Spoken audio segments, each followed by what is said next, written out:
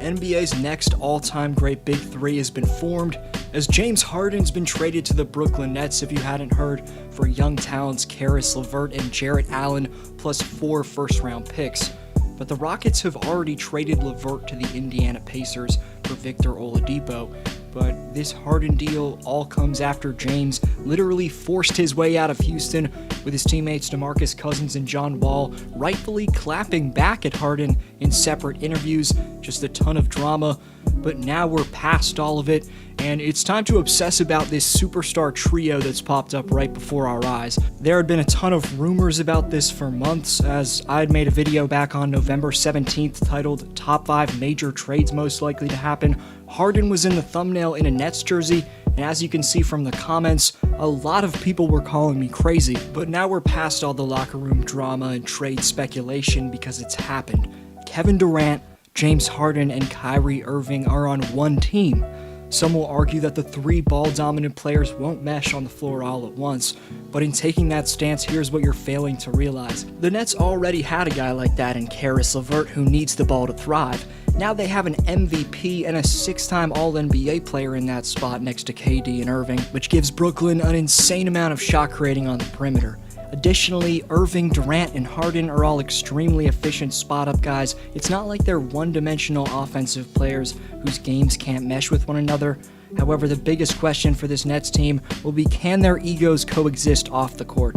That hasn't been the problem with KD whatsoever, but I made a video about the Kyrie Irving problem a few weeks ago on a completely separate issue from what's going on right now with him. If you hadn't heard, recently Kyrie's been away from his team and out due to personal reasons for a few games. But you have to imagine that the Beard's arrival will force Irving to return to the team. I hope he does. Of course, I think the Nets came out very well in this trade, given the fact that they kept the floor spacer and a shooter who's producing very efficiently in Joe Harris. I'll get to that and much more, but if you're a Rockets fan, you have every right to be upset with Harden right now. We saw bombshells in the headlines one after another, and Harden get visibly out of shape, which was likely in spite of not being traded. I know he wasn't willing to stick out the situation this year, and he did cause a ton of drama in the process, but this isn't only on him because James had demanded a trade, and when a player who's given 9+ years of MVP-type production to your organization requests a trade and is ignored by the front office, you can expect all hell to break loose, and that's exactly what went down in this scenario. So you can partly blame the new management in Houston for hanging on to James Harden too long, for James likely becoming the most hated player in basketball at the moment. I don't hate him, but I'm just saying he's the most hated player by a lot of fans right now. However, even with Harden's numbers going down this season, when this newly formed Big Three of the Beard, the Snake, and Uncle Drew get their chemistry right, and of course are in shape, the offensive firepower that this Nets team is going to have will be next level elite.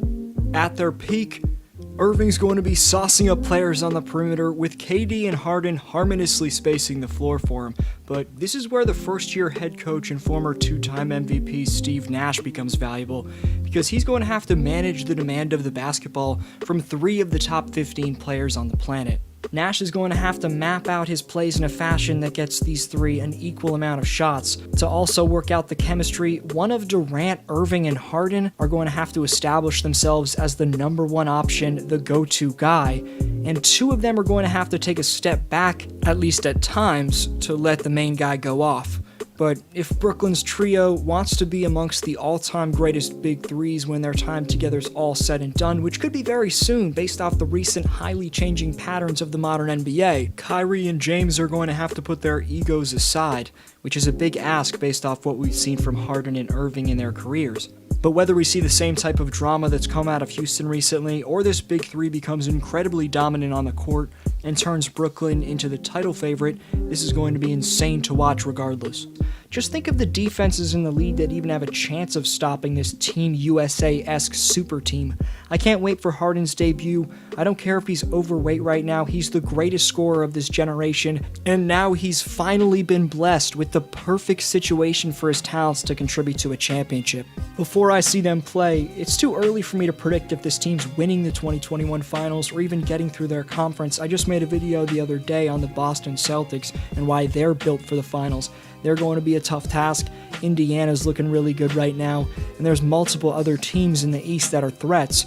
But I'll make a video predicting Brooklyn's potential if they look really good and show out in their first few games, or if it's a disaster, I'll probably make a video on that too. But as I said, it's going to be insane regardless. I respond to every comment, so let me know your take on the Harden trade. Again, I can't wait for the debut because we've got another super team, folks. Follow me on Instagram and Twitter at DFlowHoops to stay updated and be friends.